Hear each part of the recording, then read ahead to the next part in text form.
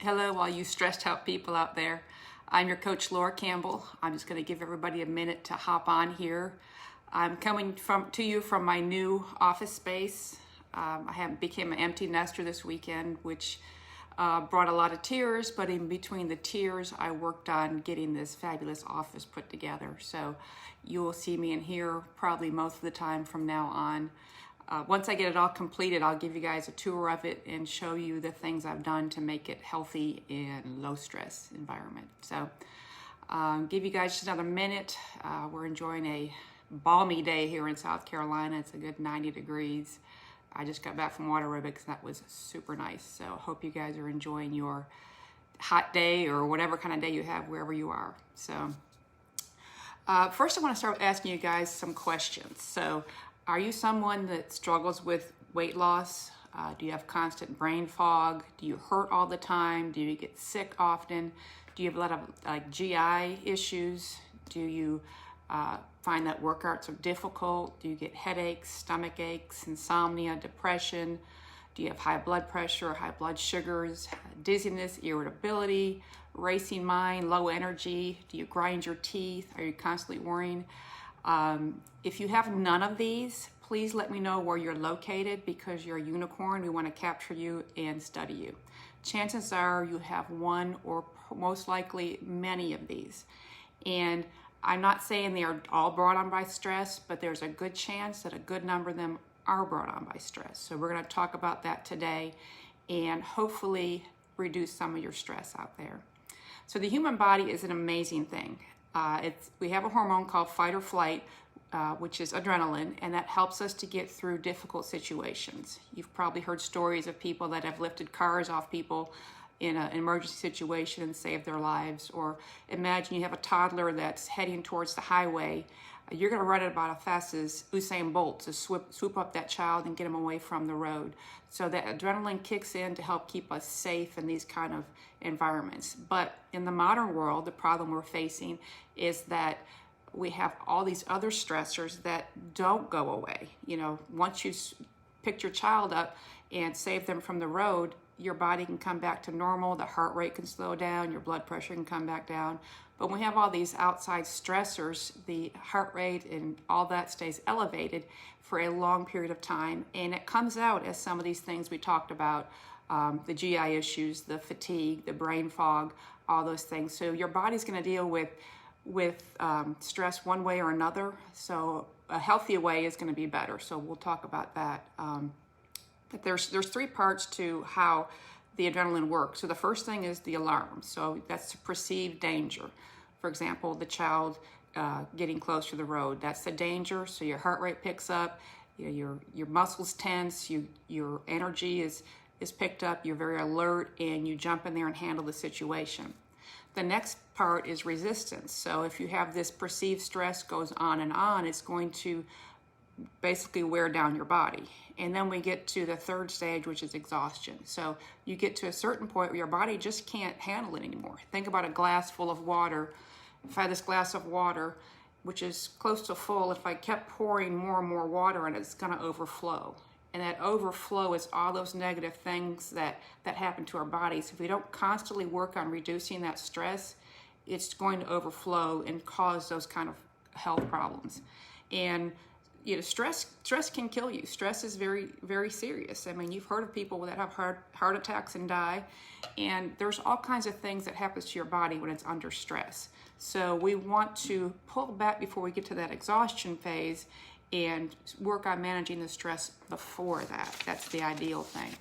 So some of the most common stressors that we're dealing with right now are the pandemic, conflict with loved ones, financial worries, endless to-do lists, just continuously worrying about all kinds of things, overuse of stimulants, distressing work environment, and racial unrest. So those are some of the main ones.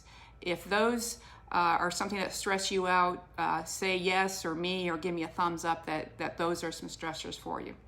So those are pretty obvious stressors, but there's a lot of hidden stressors in our lives that we may not really pick up on. So some of those hidden stressors could be frequent use of social media.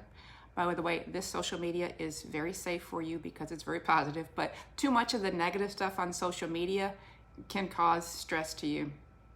Excessive news consumption, I think that speaks for itself there. Too much of that can really stress you out. High amount of air pollution, excessive noise. Noise is one of the things that bothers me. Some of these things may not bother you, and that's fine, but too much noise bothers me, but for some people, it doesn't really bother them, so that's not one of their stressors. Frequent travel, whether it's for business or pleasure, even if it's something you're traveling for pleasure, travel is a stressor on the body. It is hard on the body, so your body reacts to that stress. There's negative stress and positive stress. Intense exercise. So if you've watched my Is Cardio Making You Fat video, then you're probably already familiar with that. Too much of a good thing is not a good thing. So too much intense exercise can actually have the opposite effect, and then you'll end up putting on fat because your body is stressed. And then, again, too much of a good thing is not a good thing. Food intolerance. So if you're, say, sensitive to gluten or dairy, but then you can consume these foods, that's very hard on your body. Your body has to work overtime to process those, and it doesn't really like it, and so that causes stress on your body. High caffeine intake. So if you had a stressful morning, your boss yelled at you, you got jackhammers going off outside, and you're drinking that third cup of coffee, and your blood pressure's going up, that's not going to be a good thing. High alcohol intake, always being on, where you always have texts or emails that you're having to respond to. A long commute, lack of confidence, unhappy relationships, and comparing yourself to others. So if any of those resonate with you, give me a thumbs up or that's me or whatever emoji that describes how you feel. So those are a lot of hidden stressors. Again, some of those may bother you and some of them may not. So what I recommend for my clients first you want to figure out what your stressors are. We'll figure out which of those we can get rid of. And the ones we can't get rid of, we'll work on stress management with those. So if I recommend doing a stress log for a week. And so what you do is every morning you write down what time you get up, what your heart rate is, how you slept, and how you feel. So every morning you just record those. And then during the day, write down what you eat and drink, how you feel, and exposure to any of those stressors. So go back to all those stressors we talked about. Did that jackhammer bother you at work? Did your screaming child, cause you stress? Did your boss yell that you cause you stress? Did you get in a fender bender? All those things, big or small. Did you work out really hard? Did you travel? All those things, put those down so we can figure out what's stressing you. And at nighttime, you'll write down what time you went to sleep and how you feel. So at the end of the week, you're going to have a good list of what's going on in your life. And you may see some patterns with foods that may indicate you have some food intolerances, and you may find some stressors that are in there that you didn't realize were in there. So knowledge is power. So once you know what they are, then you can do something about it. So first I want to look at some ways to remove some of these stressors. Some will not go away. We will never be stress-free. If we are, we're dead. But I want to look at what we can do about removing some of the stressors. So one of them is talk to a therapist. So if you're having problems with the relationship or depression or those kind of things, talking to somebody about it can help get you through that. Limit news exposure to once or twice a day. If you're somebody who's constantly watching the news and it's really getting you stressed out, but you want to be, know what the news is and stay abreast of the situation, allow yourself once or twice a day for a set period of time to catch up on the news, but you don't have to listen to every angle, every opinion, every bit of minutia about the news. Get the basics, turn it off, go back to your life. Work at home on occasion. If you're somebody that has a long commute or a stressful work environment, check with your boss and see, hey, can I work at home once a week? I know a lot of people are working at home already because of the pandemic, but a lot of people are not. And I know not everybody does have that option of working at home, but if you do have that option and it removes some stressors on that day, look to do that. Ask for help at work or home. So if you're overworked at work where you can't get everything done as a constant source of stress, talk to your boss about it. See if he can help you get something off your plate. If you're at home and you need help at home, talk to your spouse, your kids. Say, hey, I need help with this. I just can't get it all done. It's causing me stress. See if you can pull together to get it done. You can outsource your least favorite chores. If you don't like cutting the grass, hire somebody to cut the grass. If cleaning the house is causing you some stress, see if you can get somebody to clean the house for you. So these things that you don't like to do that cause you a lot of stress, see if you can find somebody else to do them. Automate less important decisions. Rather than get up every morning, oh, what am I going to have for breakfast? Should I have this? I should have that. Have the same thing every day. There was a successful businessman, I wish you could remember his name, I don't remember, but he bought a bunch of the same kind of shirts, a bunch of the same pairs of pants, and wore the same thing to work every day. And his thinking behind that was he wanted to save all of his decisions for important things. So there's a thing called decision fatigue. If you make too many decisions in a day, it causes stress. It makes it harder to make decisions. So he was proactive, and he didn't have to worry about what he was wearing to school or wearing to work the next day, because it was always the same thing. So look in your lives, look at the stressors you have, see if there's anything you can automate where you can just say, this is what it is, I don't have to think about it. Another one is seek help in eliminating a bad habit. So if you're the guy that's drinking 17 cups of coffee and your blood pressure's going up and you're shaking and you're about to lose it, maybe you need some help cutting back on the caffeine. So look at those things. Do you have something like that needs to be addressed? And then consider ending a toxic relationship. So if any of these stress reducers resonate with you, if you think they'll help you, give me a thumbs up or an emoji or whatever it is you're feeling right now. So those are some ways to get rid of some of the stress. So once you've pared that down, you're left with your core stress, the stress that you have and you can't do anything about. So you're going to have to just figure out how to relieve the stress that those things are causing. So I'm going to give you some ideas on some stress relief things you can do. If you've got any ideas, put them out there for me. Let everybody see what your go-to stress release is. But something you can do are Tai Chi, meditation. There's some great meditation apps out there. If you're not sure how to do it, the apps can talk you through it, and you can do as little as 2, 3, 4, 5 minute mini meditations.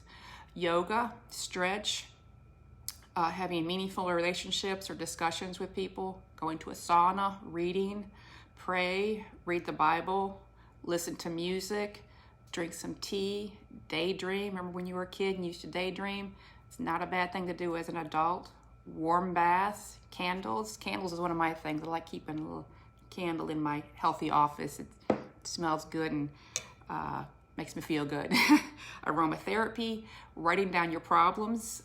So if you will go and write down your problems, you can kind of write them down, put them aside, and move on to other things. Connect with friends. I know a lot of people have lost connections during the pandemic. So trying to keep those connections with friends is very, very important. Paint, draw, or color. If that's something you enjoy, those adult coloring books have become pretty popular. They're a nice little stress reliever. Sports, if you like to play golf or tennis or run or swim or whatever it is, participate in a sport. Take walks, take time in nature, count your blessings. So just the act of thinking about, what am I thankful for? It may be a horrible, stressful day, but gosh, I got a great husband, or I got a great wife, or I've got a great job, or whatever it is. Think about what your blessings are. Intentionally notice beauty. So there's this beautiful crepe myrtle tree behind me. Rather than just walking by and ignoring it, I like to look out the window every now and then and say, wow, that's a really nice tree. And just, it just brightens my day a little bit. So, find some beauty in what can be an ugly world sometime, and stop and notice it, and don't just walk by, but just say, hey, that's nice, Write thank you notes. Again, that goes back to being thankful for what you have. Search for the silver lining. For example, my son moving out, I'm an empty nester, and through the tears, it was sad to see him go, but now I have this beautiful office. And I'm happy for the fact that he's a well-adjusted young man and he's starting the next part of his life. So there's some sad moments, but there's good moments in there too. So searching for the good in things can really help you to take a breath and relieve some of that stress. Intentionally spread happiness. I like this one. This one is easy to do. How hard is it to smile at the cashier, or open the door for somebody, or say, hey, I love your shoes, or buy somebody lunch? All these little things can just brighten somebody else's day a little bit, And when you brighten somebody else's day, a lot of times it'll brighten your day as well. And it's super easy to do. And get a massage. I love that. It's one of my favorite ones. It's a great thing to do. So these are some great ideas for stress relief. If you like any of those, put them up there. Or if you have any ideas for other things that are good stress relievers, share them with us so we can all learn to be less stressed. So something I want you to keep in mind, though, that stress relief is not one and done. So going to get a massage once a month or playing golf once or twice a month with your buddies, it's not enough to undo the stress you've had every day. So, for example, you wouldn't just feed your children on Sunday night, feed them a good healthy meal Sunday night and say, hey, you're good for the rest of the week. We did something good Sunday. You've got to eat every day. And the same thing with stress. You've got to reduce your stress every day. Now, obviously, every day is not going to be a massage or golf or going to a yoga class because, if you're stressed, chances are you're pretty busy and you don't have time to do that every day.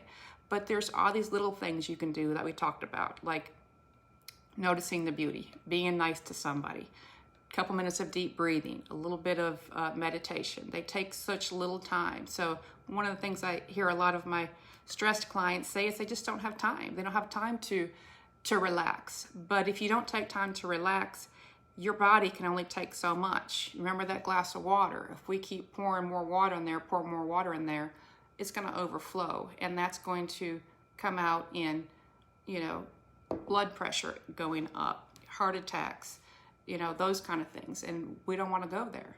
So think about the little things that you can do every day. Let's say you go to work and your boss screams at you. Go in your office, take 2 minutes of deep breathing, get yourself together, go on with your day. Maybe at lunchtime, you take a 5-minute walk. Maybe when you come home, you take a bath. Doing all these little things. So think about every day we pour water in here and we get more stress. But then we have to keep taking a sip of stress relief to keep it from overflowing. So every day more is going in. So therefore every day more has to go out. So sprinkle these stress relieving things throughout your day. Again, just one weekend away or one golf game or one tennis match. All that is great, and I encourage you to do it. But look for these little things you can do every day to help reduce that stress.